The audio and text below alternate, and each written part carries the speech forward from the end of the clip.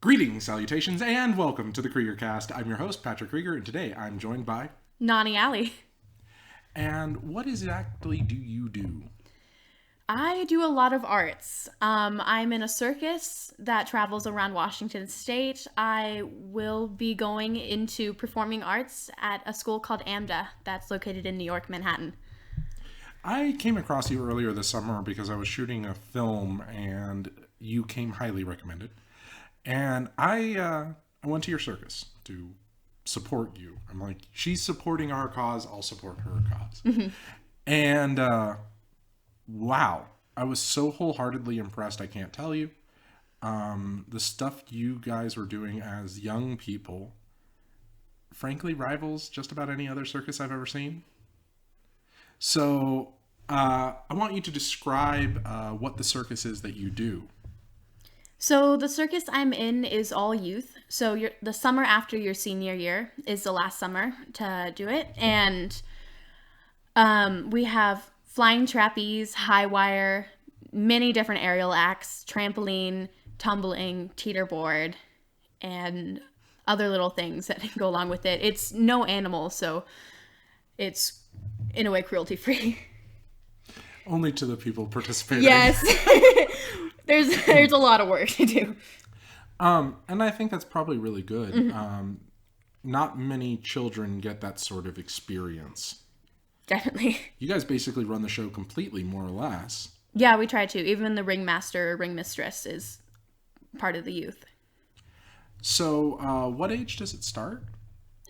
Honestly, some of the trainers have their kids in there. And so it's like, there's a 1-year-old who like goes on the trampoline dressed in a clown costume, and it's just really cute to begin the act off. Indeed. Actually, that was one thing I thought was pretty impressive about the act was actually the clowns in general. They were pretty good. Yes. They were pretty good jugglers, too. The thing I found most impressive is apparently one of the least impressive things, but the balancing on the ball. I thought that was hugely impressive. It's really cute because we have like the 5 and 6-year-olds doing it. I think that makes it more impressive. Yeah. So, what acts do you do? Well, I do flying trapeze, high wire, low wire, aerial hammock, aerial lyra, Spanish webs, trampoline, tumbling. I used to do teeterboard. I used to do Spanish webs. So let's get some definitions out of the way. I think most people can figure out what high wire and low wire are by their names. Yeah. What is this lyra you talk about? It's a giant metal hoop that's about the size of a hula hoop, and it's hung from a rope that spins. And so I do contortions on it and tricks and spin around it. Just a whole aerial deal. And what's a Spanish web? It's a long rope that hangs about 20 feet high that has a safety on it that attaches to my wrist that I can slide onto it and like onto my ankle. And then we do contortions on it. And then at the end, the spinner who's at the bottom, who is just like a strong person who can like whip the web around and make it spin really quickly.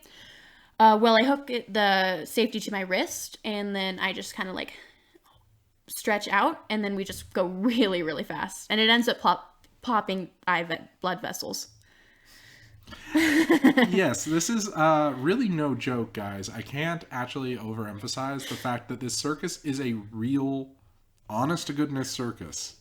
It's truly impressive. The fact of how high up your high wire is, I know that theoretically it makes no difference whether it's at least that's mentally it makes a difference. I was going to say, from the layman's point of view, it seems like, the skills would be the same, although I'd imagine that wind makes a huge difference. It does. If it's too windy, I can't do certain tricks up there. And how high is the high wire? Some 35 feet. It's about that. One more definition we need. What makes a trapeze and what makes a trapeze flying? So a static trapeze is just two ropes that come together in a connecting bar. And you do contortions and tricks and flips and spin on it and do all that jazz. And it stays still. It just hangs down. But a flying trapeze is this whole rig that has 2 static trapeze basically attached to it. And one is where the catcher is. And the catcher catches the other Trapeze's person who is like swinging from it and doing tricks and like flipping over to the catcher. It was pretty intense. My dad kept talking over and over again about how excited he was that you guys were going to have a flying trapeze. I don't know why that particular set of stunts was my dad's favorite. But wow, the guys that did it were amazing. Anyway, so when did you personally get involved with this? I got involved 3 years ago. So this summer is my third and last year. And so at the beginning, I was able to learn a lot and I got into some acts. And then just like over the years, I was able to get into more acts. And then now I've gotten into all the acts but 3. Frankly, actually, I thought you started this a lot younger. To the audience at home, I don't know this young woman too well. We've worked together for 4 or 5 days now. So I truly am learning these things at the same time you guys are. So you've really only been at this for like 3 years. Wow.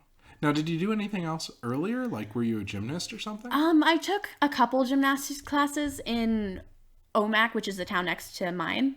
And it wasn't like competition or anything. And it was just like for around here, the rural area, it's really... it's hard to get like good instructors because they all want to be in like the competition areas and where they can actually continue their field. And so it was just some like very basic classes. I'm kind of, by the way, under the impression that the county has about like 15,000 people. Yeah. Somewhere in there. Because Omak has like 3,000. And then that's combined with Okanagan. Yeah. So. Yeah. And then Tenasket has 1,000. And I refuse to believe that there's 1,000 people that live here full time. Because it just seems like a lot of people are snowbirds. There are a lot. But that's off topic. Today's about circuses. And maybe bread. Well, you bake. Okay. There's just a bread and circuses joke in there. Anyway, so, wow. What was it then that inspired you to start this? Because I just kind of figured what I was under the impression was that it was you started as a youth and kind of your parents said, this is what you'll do. Well, basically when I heard about it, I was like, oh, that sounds really fun. And then I asked my parents because it's during the summer and there's some spring practices that are on the weekends. But my parents basically were just like, sure, why not? I'll drive you there. And so I was really lucky because they're willing to do anything for me, basically.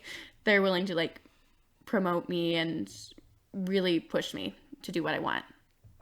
Now, I'm going to assume that the work ethic you've shown on working on this film really did apply to the circus. Did it come from the circus or did you have that beforehand?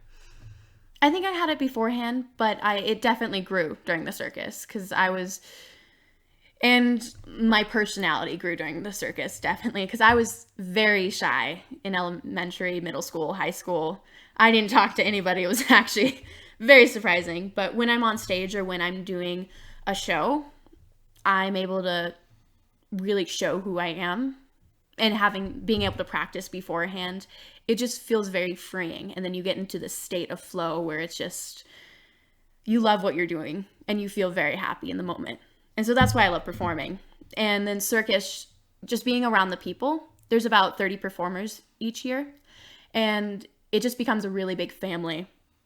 So they like help you grow. And I just became comfortable with them. And so that let me experience my personality because I didn't really know what it was before. Well, that's actually really fantastic. I just got the impression that this particular program that you went through was probably the best youth program I've ever seen. Just period. Just from what little I've seen of it. Because frankly, it seems like you aren't coddled. No. If you want to do something, you have to keep pushing the trainers to teach you, keep pushing yourself to learn the act. Because it is really hard at first because you don't have like the muscle or the coordination or really anything to be able to do it. You learn it there. From the show that I watched, it seemed like the adult leadership was basically only there for safety and audiovisual. Yep, that's exactly what it is. Most of the trainers, though, were previous circus performers, so they were in it when they were young, and they're the ones who like stayed in the area, so they helped with it. And this particular circus has been going on for quite some time. Yes, this season was its 67th season. That's pretty amazing. It's great to see a youth thing continue so long. So anyway, you did that, and you also do stage performances in high school. Yes, I didn't do them so much at my high school, but I did them with community theater. Oh, okay. Because my high school didn't have any theater programs or acting, or we had band and choir, but that was about it for fine arts. Did you do choir? I did 1 year. Did you do band? I did. I was in band for 6 years. Wow. Yeah. Okay. And then I joined the community orchestra down in Omak. Fascinating. Yeah, for 2 years. And that was the 2 years that I wasn't in band at the high school. Wow. No, that's seriously cool. So you're insanely driven, and that seems to have paid off for you. Do you want to tell the audience where you're ending up? I'll be going to the American Musical and Dramatic Academy in New York, and it's a performing arts school that includes dance, theater, and musical theater. And do you want to do musical theater for a living? I would, if I could get into a group that travels. Because I want to do Broadway-style musicals or be in a circus. So whatever ends up happening. But I would love to travel with a group. So I want to get back to the circus for a moment, because there is a question I forgot to ask you. What is your favorite act and why? Actually, the high wire. Okay. Yeah. I didn't think I would like it first going into it, because I tried the low wire and it was like, well, I can do it, but it's not that fun. But then all of a sudden it was just like, this is what I want to do. This is my act. And so by the end, I actually learned a trick that had never been done in the Wenatchee Circus. It splits up on the high wire. And so I slide down with the pole there. Actually, it was funny that you mentioned that, because I was going to say I haven't been to too many circuses. I've been to 4 other than yours. And you were the best high wire act I've ever seen. Thank you. I mean, granted, it's only been 4 other circuses. Yeah. But, and specifically the stunt you're talking about was something I've never seen before. Actually, I didn't do it at Tenasket. Oh, Yeah, what am I thinking of? did arabesque, which it's like the dance pose. I was going to say, you definitely dipped down far and then got back up. And it was specifically your getting back up that I thought was the most impressive thing. Oh, I did do it on the low wire, though. Okay. Yes. Yeah. Because the sheer balance it must have taken to get back up. Yeah. It took me like a whole summer to learn that trick. And everybody else was just like, I don't know how to do it. Just figure it out. And so I did. And you did really wonderful at it. So what's your least favorite act? That I do? Or... In general. The one that I'm very impressed by, but I just don't enjoy, is teeterboard. I was going to mention, or wanted you to bring up the teeterboard, because 1, I don't know what that is, and 2, it sounds not impressive. It is very impressive to me, at least. It's basically a teeter-totter, and then there's a platform above one end that someone jumps from, and there's someone standing on the other end that's ready to do back flips or front flips or twists and stuff. So once they jump off, they do their trick. And it's really impressive, and it's really sketchy. I was going to say the timing on that has to be perfect. Yeah, it does. And there has to be a lot of trust, because you have to look into the other person's eyes, and then the person who's flipping gives the cue. And then if you're not ready, it hurts both of you, because either you like go off of it wrong and the hitter who's jumping on it, it hurts their legs if you don't go off correctly. So I have the tendency to think that most of these acts involve hurting both people. yes. Typically. Yes. During the summer, I have huge rips on my hand from trapeze and other acts just because I wear out the calluses or like they rip off. Yes. Sorry, a little gruesome. No, it's fascinating. And one thing I would like to point out that of the women I know that play sports throughout high school, you are the only one that's come through uninjured. And what I'm saying by that is permanently injured. You don't have like a permanent limp or something. I don't. So is circus safer than other sports, or is it just like a higher like level of care that people seem to put into it? There is a higher level of care, but I actually think that we just like become so aware of our body because we have to be for each act. You have to like be aware of every like position and pose you do because you are performing for an audience constantly. Every move is for their benefit, basically. The other thing that I want to bring up is, now that I think about it, every girl that I know that got injured playing sports, which is all of them, got injured because other girls wanted to actively hurt them. Yeah. And I imagine that doesn't happen so much in circus, and if it Not does, so much. those people are probably cut from the program pretty quick. Yeah. There are some injuries in circus, though. A lot of like sprained ankles and like twisted wrists, but there's nothing permanent or too serious. Which is amazing. You see these things that these people do, and they are doing professional level circus stunts. So I actually want to ask your opinion on other circuses. I'm going to stay away from the hot button issue of animals in circuses because this podcast tries not to be political, and unfortunately animals in circuses is a political statement either way. So we're going to ignore that. What do you think of things like Cirque du Soleil, and are they the best modern circus, or are they just the most well-known? From what I've seen, they are the best circus. Honestly, I aspire to be like them or be in one of their shows. Just when I go see them, I'm just in awe of how they do it and just empowered to go practice, honestly. After I've seen a couple of their shows, and after every one, I've just been inspired, and I just go home and start practicing a ton.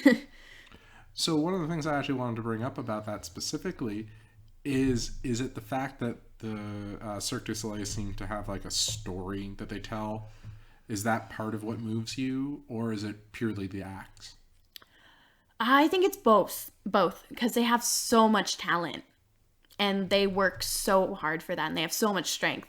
But also their storyline. It's really impressive how they can incorporate that. And honestly, when I was in when I'm in my circus, I always want to incorporate a story, but we don't tend to do that just because we want acts that other people can like learn right away or they can get into. But when I have a solo act or I have an aerial that we only have one of, so we can't do two at the same time, I really try to go with the music and learn how to incorporate that into like the storytelling with the aerial. I was actually wondering about that because when I went to see your circus, I kind of liked that it didn't have a story. I liked that you could focus on one thing and not have to worry too much about it. It frankly felt more fun. I don't know how to describe it to our audience, but I could see how you really do want to tell more with your craft. So, have you ever been to, and I'm going to butcher the pronunciation, Tetro Sensani? I have not. Are you familiar with it? No, I don't think so. Dinner circus. Okay. They set up the same tent. They travel north-south, full of mirrors. The entire tent is mirrored on the inside, more or less. And they do acts. I just think it's fun. That sounds wonderful. That'd be something I would want to do. I consider it the second best circus I've seen next to yours. Legitimately. Although I do have to say I really miss Ringling Brothers. But did you ever get to go see? No, I didn't. Fair enough. It was huge. It's gone. It was. It was very big. If one of these youth students so desired, too many S's in that sentence, is there like a funneling program into professional circuses from your circus, or do they kind of have to find their own way? They kind of have to find their own way. It's not really intended to be a stepping stone to other circuses, even though it definitely can. But it's just kind of something fun for the summer. It is the alternative to a sport. Basically. So anyway, you're headed off to New York, and you're going to be doing Broadway plays shortly. Is there a Broadway play you particularly like? Oh, there's so many. Well, Wicked to start off with, because that one's just amazing, and I love the vocals. They're very impressive. And Chicago, I would love to be in that one. The dancing and the choreography and everything, and the vocals are amazing. And then the classics like Phantom of the Opera. Yeah. When you were in this community theater, what sort of plays did you put on? I had the lead in The Drowsy Chaperone, and I had a lead in A Christmas Story, the musical. Oh. Mm-hmm. And I was also in the chorus for The Addams Family and South Pacific when I was younger. This is a sidebar, but what happened to community theater in Republic? I don't know. They've had the same sign in front of their thing for like the last 4 years. Oh, no. Saying that this play is coming up, summer of 2013. I guess that's more than 4 years ago. Yeah. I think they kind of shut down. There wasn't enough people involved. Fair enough. I think it was Anatomy of a Murder, by the way. Is the play that they're going to put on 6 years ago. So you do circus, you do theater arts. Do you do any sort of competitions? Because it seems like everything you do is very non-competitive, frankly. Well, it is. I do have to say it is very competitive, everything I do. But the only like competition things I do would be tennis and yeah, that's about it. Tennis. Yes. Not badminton. No. Tennis. Full-size sport. Oh, snap. Okay. Sorry to our badminton players in the audience. So sorry.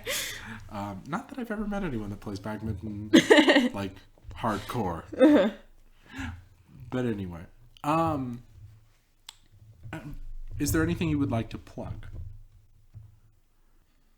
For me, I don't think there is. Alrighty, fair enough. Is there anything else you have to say? No, I think I'm good. All right. Well, until next time, dear listeners, see you out there.